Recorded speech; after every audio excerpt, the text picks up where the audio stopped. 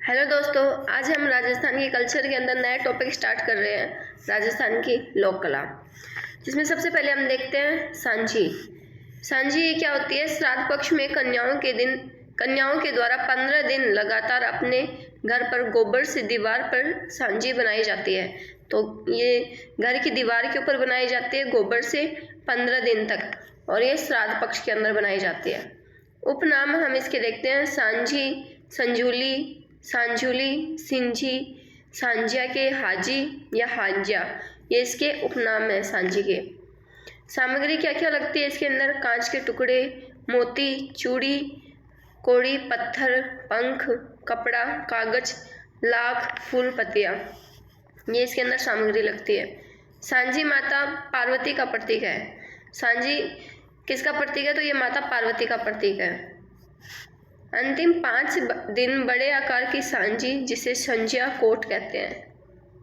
अंतिम 5 दिन बड़े आकार की सांझी बनाई जाती है और उसे क्या कहते हैं? संझिया कोट कहते हैं। तो सांझी ये श्राद्ध पक्ष के अंदर बनाई जाती है।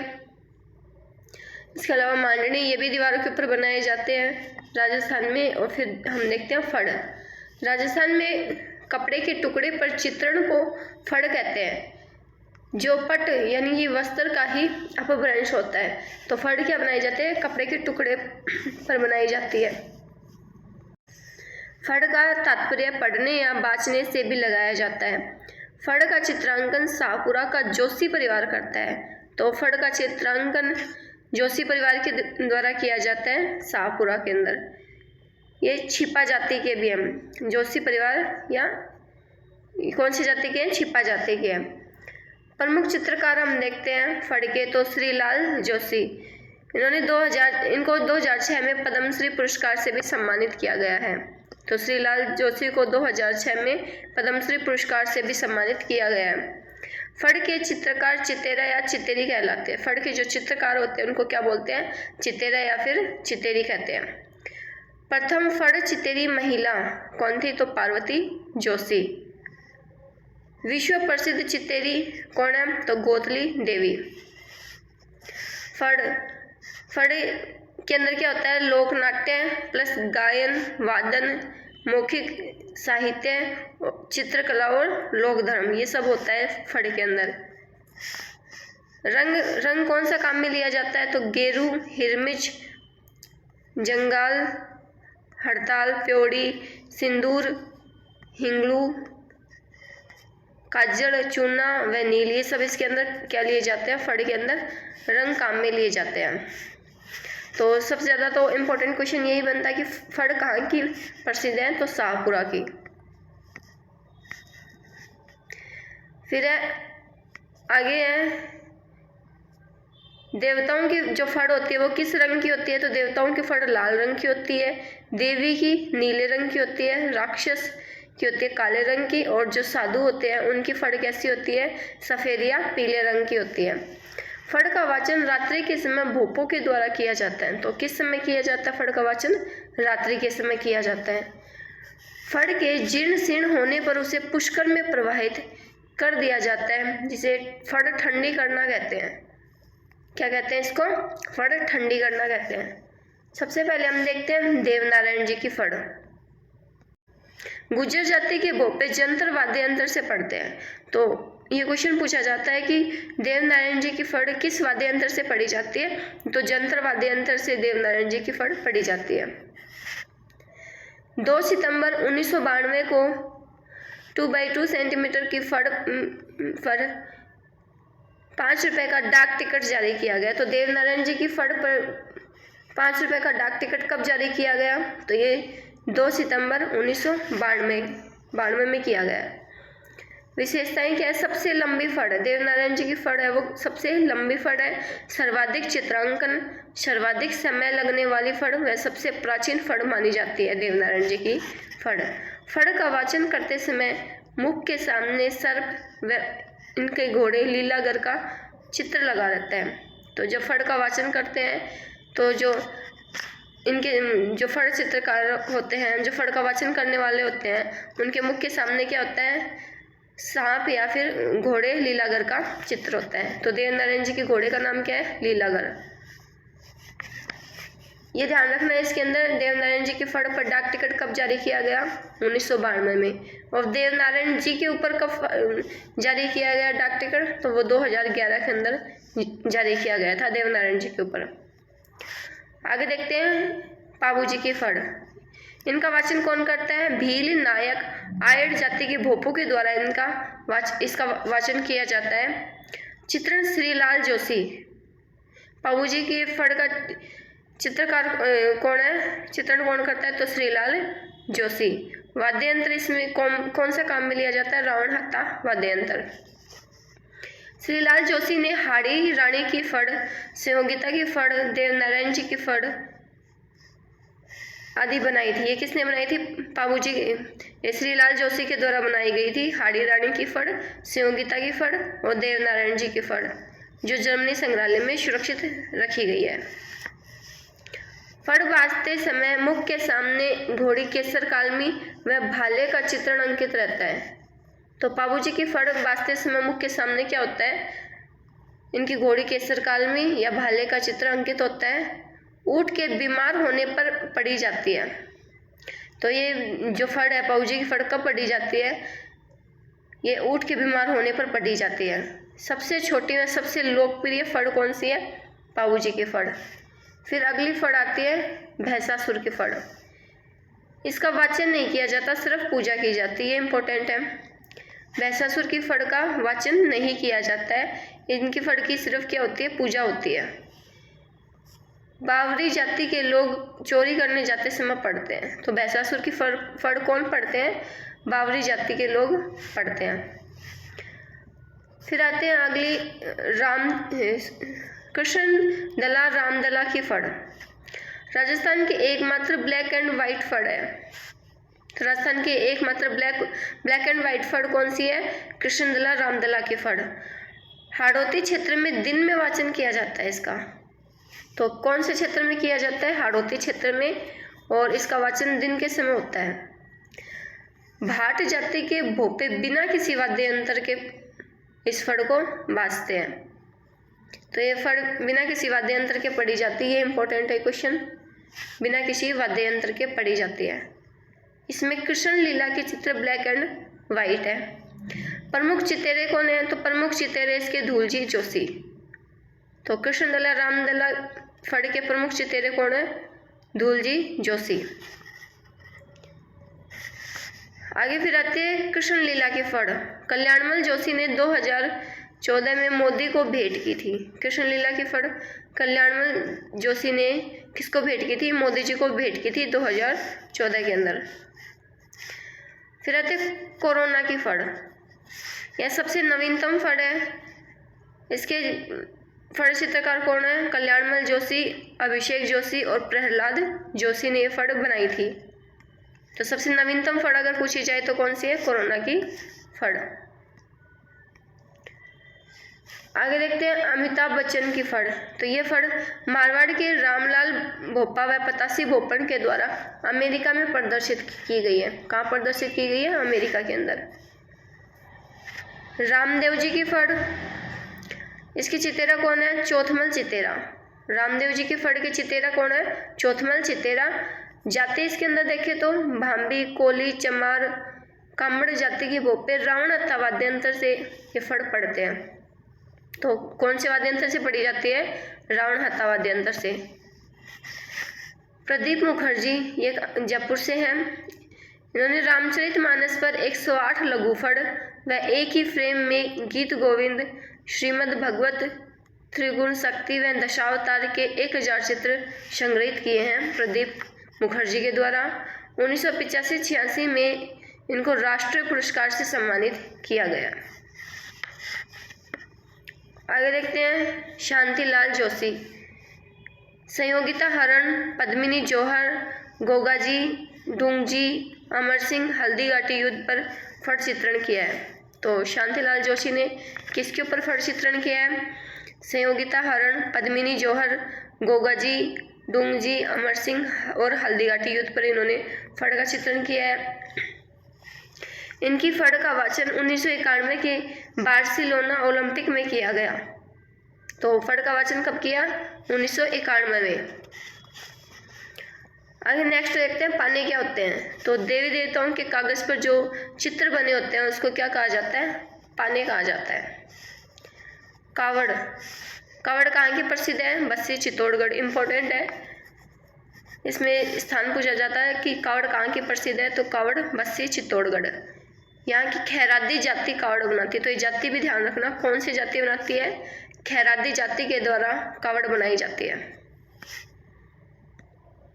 कावड़ के प्रसिद्ध कलाकार कौन है? तो मांगेलाल मिस्त्री। ये भी इम्पोर्टेंट है, कावड़ के प्रसिद्ध कलाकार मांगेलाल मिस्त्री है। कावड़ एक मंदिर नुमा काष्ठ कलाकृति होती है जिसमें कई द्वार बने होते हैं। सभी द्वारों तथा कपाटों पर क्या होते हैं? चित्र अंकित रहते हैं। कावड़ लाल रंग से रंगी जाती है। कावड़ कौन से रंग से रंगी जाती है? तो लाल रंग से रंगी जाती है तथा उसके ऊपर फिर काले रंग से पौराणिक कथाओं का चित्रांकन किया जाता है।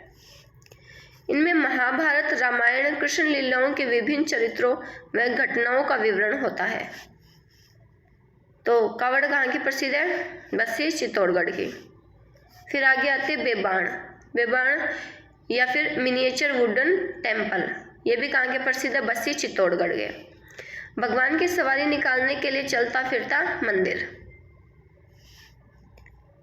काष्ठ कला के जन्मदाता, तो काष्ठ कला के जन्मदाता कौन है? प्रभात जी सुथार। 350 वर्ष पूर्व प्रभात जी सुथार ने गणगौर की प्रतिमा बनवाई जो बस्सी चित्तौड़गढ़ में रखी है। कहाँ रखी है? बस्सी चित्तौड़गढ़ के अंदर रखी है।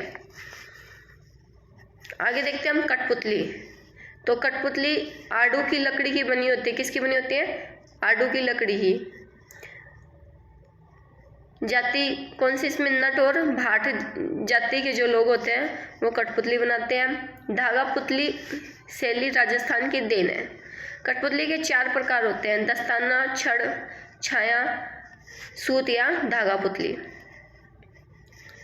कठपुतली का प्रमुख केंद्र अगर हम देखें तो जयपुर और चित्तौड़गढ़ के अंदर यह प्रसिद्ध है। पद्मश्री देवीलाल सामर ने 22 फरवरी 1952 को भारतीय लोक कला मंडल की स्थापना उदयपुर में की थी। तो भारतीय लोक कला मंडल की स्थापना किसने की थी? देवीलाल सामर ने। इस संस्था ने कठपुतली को पहचान दिलाई और इस संस्था के द्वारा कठपुतली को पहचान दिलाई गई। कठपुतली संग्रहालय कहाँ स्थित है? तो कठपुतली संग्रहालय उदयपुर के अंदर स्थित है। तो चलो इसमें हम आगे देखते हैं। कठपुतली के अंदर 1965 में रोमानिया में आयोजित तृतीय अंतर्राष्ट्रीय कठपुतली समारोह में उदयपुर के भारतीय लोक कला मंडल के कलाकारों ने विश्व में प्रथम स्थान प्राप्त किया है। लकड़ी के खिलौने, तो लकड़ी के खिलौने कहाँ के प्रसिद्ध है? उदयपुर और सवाई माधोपुर के। तो ये लकड़ी के खिलौने ये इंपॉर्टेंट है, कहाँ के हैं ये? उदयपुर और सवाई माधोपुर के। नाई गांव उदयपुर लकड़ी की आभूषण बनाने के लिए प्रसिद्ध है। तो लकड़ी के आभूषण बनाने के लिए कौन सा गांव प्रसिद्ध है? नाई गांव उदयपुर। प्रमुख कलाकार जमुना सुथार, अवंतीलाल, देवीलाल और रतन। चूरू जिला चंदन की लकड़ी पर खुदाई के लिए प्रसिद्ध है। ये इंपॉर्टेंट है। तो चंदन की लकड़ी पर खुदाई के लिए कौन सा जिला प्रसिद्ध है? चूरू जिला। प्रसिद्ध कलाकार स्वर्गीय मालाराम, चौथमल, नवरत्न और ओम प्रकाश इसके प्रसिद्ध क्या है? कलाकार हैं। डूंगरपुर का जेठाना गांव व बांसवाड़ा का चंदूजी का गड्ढा व मेड़ता नागौर काष्ठ कला के लिए प्रसिद्ध है। तो ये काष्ठ कला के लिए कौन कौन से गांव प्रसिद्ध है? डूंगरपुर का जेठाना गांव, बांसवाड़ा का चंदूजी का गड्ढा व मेड़ता नागौर काष्ठ कला के लिए प्रसिद्ध है। तीर कमान, डूंगरपुर का बोडीगामा, बांसवाड़ा का चंदूजी का गड्ढा, ये किसके लिए प्रसिद्ध है? तीर कमान के लिए। तो तीर कमान डूंगरपुर। बाजोट, बाजोट क्या होता है? भोजन थाली के नीचे रखी जाने वाली जो लकड़ी की चौकी होती है उसको बाजोट कहा जाता है। तो ये इंपॉर्टेंट क्वेश्चन बन सकता है यहाँ से, बाजोट क्या होता है? ये जो भोजन थाली के नीचे जो लकड़ी की चौकी रखते हैं उसको बाजोट कहते हैं। खाटड़ी क्या होती है? तो ये भी इम्पोर्टेंट है। खाटड़ी होता है आटा गूंथने का लकड़ी का कुंडा जो होता है उसको बोलते हैं खाटड़ी। ज़्यादातर गाँवों के अंदर ये काम में लिया जाता है। खांडा, लकड़ी की तलवार। खांडा क्या होता है? लकड़ी की तलवार होती है।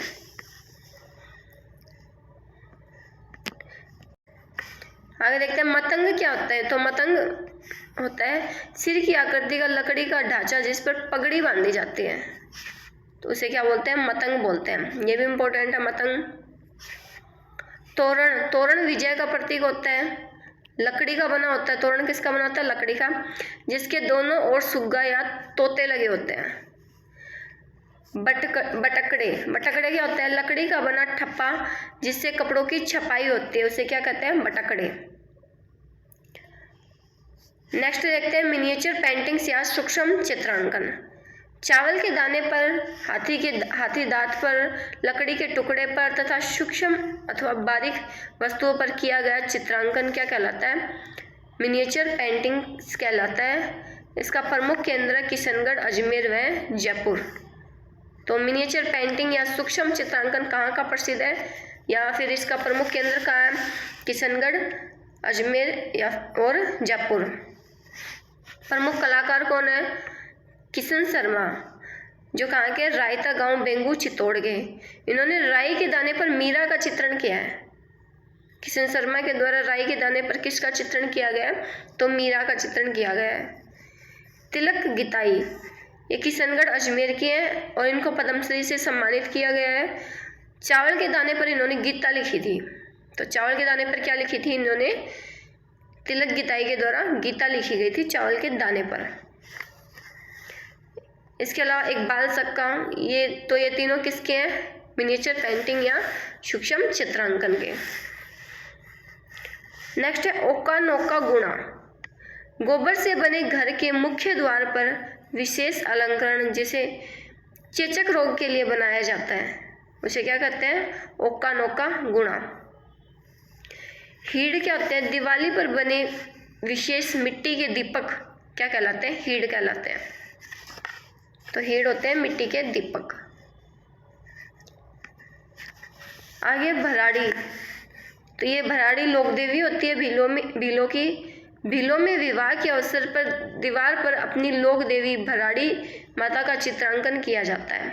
तो ये भीलों में विवाह के अवसर पर इनकी लोक देवी होती है भराड़ी माता, उनका चित्रांकन किया जाता है। आगे देखते हैं पात्रे टिप्पणी क्या होता है। तो सबसे पहले ये पिपाड़ जोधपुर का प्रसिद्ध है। श्वेतांबर जैन साधुओं के लकड़ी के बर्तन होते हैं, जो श्वेतांबर जैन साधु होते हैं उनके लिए लकड़ी के बर्तन होते हैं पात्रे टिप्पणी। गोडलिया क्या होती है, पशुओं के दागने की क्रिया, अटेरना कला तथा दाग के निशान जो होते हैं उसको क्या बोलते हैं, गोडलिया कहते हैं। तो अटेरना कला क्या होती है, पशुओं के दागने की कला, तो अटेरना कला कहलाती है, तथा दाग के जो निशान बनते हैं उसको क्या कहते हैं, तो गोडलिया कहते हैं। आगे नेक्स्ट देखते हैं पिछवाइया, इंपॉर्टेंट है ये पिछवाइया। नाथ द्वारा की प्रसिद्ध है। तो नाथ द्वारा में श्रीनाथ जी के स्वरूप के पीछे सज्जा के लिए बड़े आकार के कपड़े के पर्दे, और पर्दे का रंग कैसा होता है, काला तथा बैंगनी, पर लाल और सफ़ेद रंग से कृष्ण लीलाओं के बने चित्र पिछवाई के नाम से जाने जाते हैं। तो कौन से रंग के बने होते हैं, लाल और सफ़ेद रंग के। पर्दे किस रंग के होते हैं, काला रंग का पर्दा या फिर बैंगनी रंग का पर्दा, और उस पर लाल और सफ़ेद रंग से कृष्ण लीलाओं का चित्रांकन किया जाता है और इसको पिछवाइया कहा जाता है। प्रमुख कलाकार कौन है पिछवाइया के, तो प्रमुख कलाकार है टेक जी व मुकुंद जी, और वर्तमान में कौन है, नरोत्तम लाल शर्मा। तो ये नाम ध्यान में रखना, नरोत्तम लाल शर्मा किसके हैं, पिछवाई कला के। 26 जनवरी 2022 के गणतंत्र दिवस पर दिल्ली के राजपथ पर प्रदेश की नाथ द्वारा की कला पिछवाई का प्रदर्शन किया गया, जिसमें 2 पिछवाई श्री कृष्ण जी की गोधारण लीला और मेवाड़ के वीर योद्धाओं की लीला, ये सब उस पर अंकित की गई है। इन पिछवाई कला को जयपुर कलाकार हरिदेव शर्मा ने डिजाइन किया था। तो इस पिछवाई कला को डिजाइन किसने किया था, जयपुर का कलाकार था हरदेव शर्मा। जैन लघु कला का जादूगर, तो जैन लघु कला का जादूगर किसे कहते हैं, कैलाश चंद्र शर्मा को कहते हैं। तो ये राजस्थान की लोक कला टॉपिक कंप्लीट हो गया है। आगे हम मिलते हैं नेक्स्ट वीडियो के अंदर एक नए टॉपिक के साथ।